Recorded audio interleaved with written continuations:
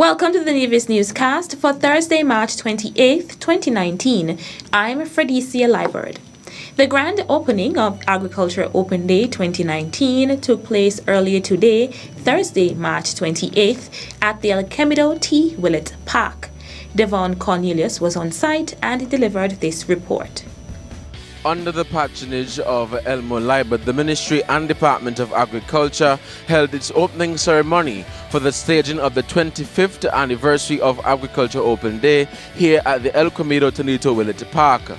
Present at this morning's opening ceremony was Minister of Agriculture, the Honorable Alexis Jeffers, who noted that the 25th anniversary of Open Day is a success story of the agricultural sector in Nevis. The goal has always been more or less the same, which is to ensure that as much local production takes place as possible, whether on the crop side or on the livestock side of agriculture here on the island. Over the next 25 years, I am certain that if we continue to put out the same level of effort and continue to strive for excellence, that this particular event would continue to grow. He added that the Open Day is a vehicle through which the ministry can showcase what is being done and what is possible in agriculture, stating that it is a chance to inspire and encourage farmers.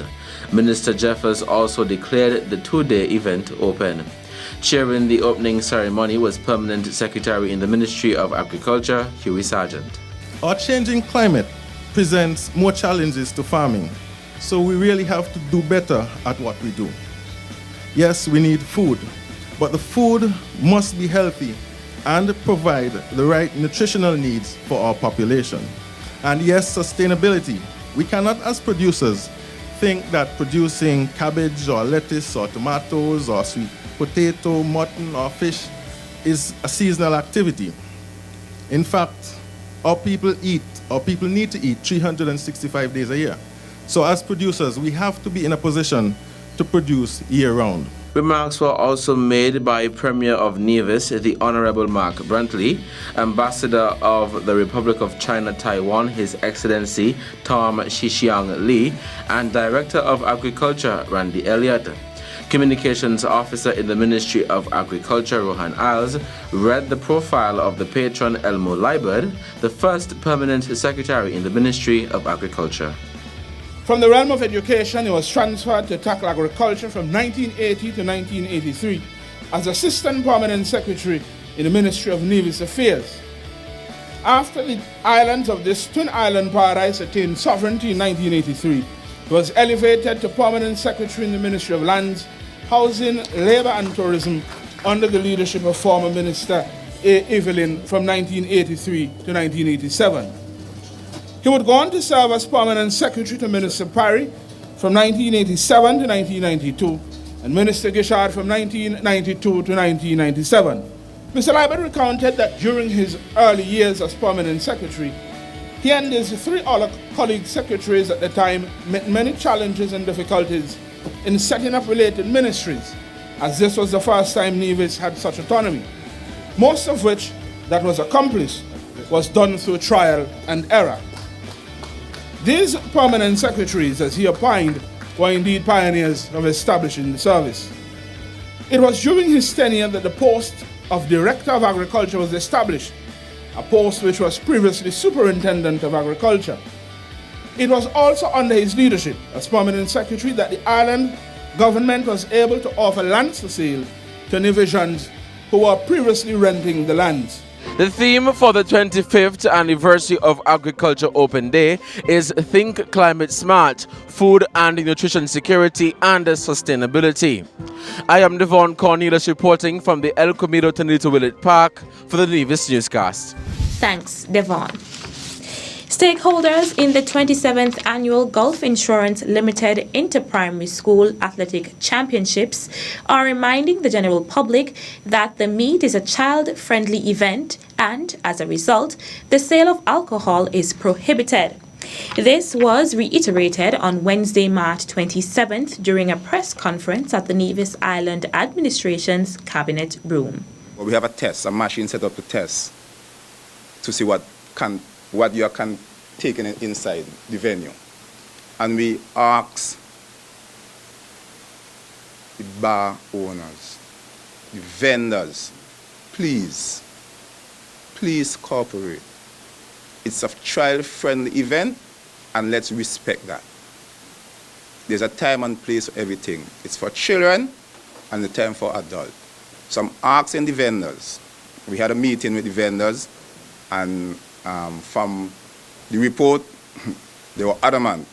But if you break the land that day, you will face the full consequence at the end of it. We just want some cooperation. Hosts of the April 3rd meet, the Ministry of Education and the Department of Youth and Sports are partnering with the Royal St. Christopher and Nevis Police Force and A+ Security Services Limited to ensure the safety of the spectators. We are supposed to ensure that no glass bottles enter the event either, because they can be used as missiles for injuring and for whatever else. We have noticed that this had been in place for some time, but what we are finding is these little Magnum bottles, after the event and the cleanup, you're finding so much of them along there. We are trying to see that these things stay outside or wherever. Please don't bring them in. Meantime, Austin Lescott of A+ Security Services Limited is appealing to members of the public to make the process of entering the Nevis Athletic Stadium a smooth one. We will be scanning using a metal scanner to detect for metal such as knives and whatever it is. Now, there is no need for these things to be at a sporting event like this. We have seen these things like scissors, knives, picks, and even cigarette lighters are bad.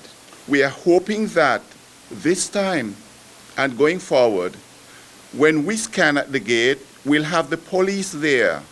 That the police, when we find these things, scissors, knives, and things, that we will hand them over to the police. And I do think that carrying abroad an offensive weapon is still an offense. Depends on what's happening. Armed with an offensive weapon is still an offense. And I hope that when we find these things, the police will charge these people so that it will send that message and make it easier for going forward. The 27th Annual Gulf Insurance Limited Inter-Primary School Athletic Championships will be held under the patronage of Alan Ward and Letitia Clark, former students and athletes of the VOJN Primary School. Still to come. But we are very pleased now that through a partnership with the Republic of China and Taiwan, that the designs for the Pinnis Recreational Park are being finalized. The details right after this break.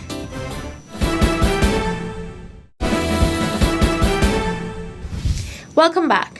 Speaking at the opening ceremony of the second biennial regional forum on the Sustainable Development Goals, SDGs, which was held at the Four Seasons Resort on Wednesday, was Alison Drayton, Director and Delegate of the Sub-Regional Office for the Caribbean United Nations Population Fund, UNFPA. The adoption of the 2030 Agenda for Sustainable Development in September 2015 represented a global landmark. The vision in that document is an urgent call to action to all governments, stakeholders, and civil society to leave no one behind. As we monitor our region's progress in achieving the 2030 Agenda targets, we would like to draw your attention to two main goals. Let us look at the regional challenges related to SDG 3, which focuses on our health and well-being and includes targets on the elimination of maternal and newborn mortality, as well as SDG 5, which focuses on gender equality and women's empowerment. Our current work in the UNFPA Sub-Regional Office for the Caribbean, which serves 22 of our countries in the region, is guided by three specific transformative goals, namely to end the unmet need for family planning, to end preventable maternal deaths, and to end gender-based violence and harmful practices, noting that on the last one, the upward tick in the region in GBV is deeply alarming. She added that the forum will add to the global discussions on the actions to accelerate the implementation of the International Conference on Population and Development Program of Action, which is critical to achieving the SDGs by 2030. Also speaking at the opening ceremony was Dr. Carleen Radick, head of the Health Unit at the Organization of Eastern Caribbean States OECS Commission, who said that 10 commitments were made in the 2017 Fort-de-France Declaration during the 4th Council of Health Ministers meeting to address the issues relating to health. These commitments included sharing of health human resources, facilitating pooled procurement of health equipment and services, collecting and sharing relevant information to drive the strategic direction of health, including quality and outcome indicators. And I pause here to say that all information should be able to be disaggregated by gender so we could address issues appropriately. Premier of Nevis and Senior Minister of Health is the Honorable Mark Brantley. In addition to declaring the forum officially opened, Premier Brantley also pledged the full support of the government. Clearly, health and well-being for all is the cornerstone of the 2030 Sustainable Development Agenda. There is an interdependency and an interconnectedness between health and development. Without health, many of the other SDGs cannot be achieved. A healthy people are better able to contribute to the development of a nation. As it has so often been expressed, the health of a nation is the wealth of a nation. Achieving gender equality and empowering all women and girls is the linchpin of SDG 5. Promoting gender equality and ending all forms of discrimination against women and girls is not only a human right, but it is crucial in accelerating sustainable development. I pledge my government's full support in promoting women's rights and equality, as we recognize that by this action we will be strengthening our democracy and attaining inclusive and sustainable development. The forum, which was being hosted by the Nevis Island Administration's Ministry of Health and Gender Affairs and the Ministry of Social Development in partnership with PAL Americas and the United Nations Population Fund, also saw remarks by PAL Americas delegate Elish Elliott. The 3-day forum began on Wednesday, March 27th and will culminate on Friday, March 29th. Plans for the Pennies Recreational Park are moving ahead, so says Premier of Nevis, the Honorable Mark Brantley, during his monthly press conference held on Tuesday, March 26th at the Social Security Building at Pennies. We are very pleased now that through a partnership with the Republic of China and Taiwan, that the designs for the Pennies Recreational Park are being finalized. We have a consultant, Mr. Vincent Lai, who has been assigned to us full-time by Taiwan. The park will boast a variety of facilities, including a welcome visitor center, parking spaces, a recreational area for children and teens, as well as an amphitheater for concerts and similar events. The center of the park will remain open so that large events such as Culturama Fair can continue to be hosted at this venue. Premier Brantley went on to express his gratitude to the Republic of China for their continued partnership. The Nevis Island Administration looks forward to the implementation of this project, as the park will be a tangible representation of 35 years of friendship between the peoples of Nevis and the Republic of China and Taiwan.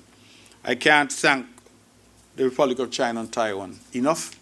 Ambassador Lee has been a real friend in the short time he's been here to the island of Nevis. He has assisted us in so many ways. In agriculture, he's now assisting us with this park. In health, we've had tremendous tangible assistance from the Republic of China and Taiwan.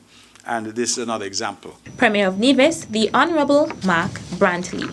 That's it for this edition of the Nevis Newscast. On behalf of all of us here at the Department of Information, I'm Fredicia Liburd. Thank you for viewing.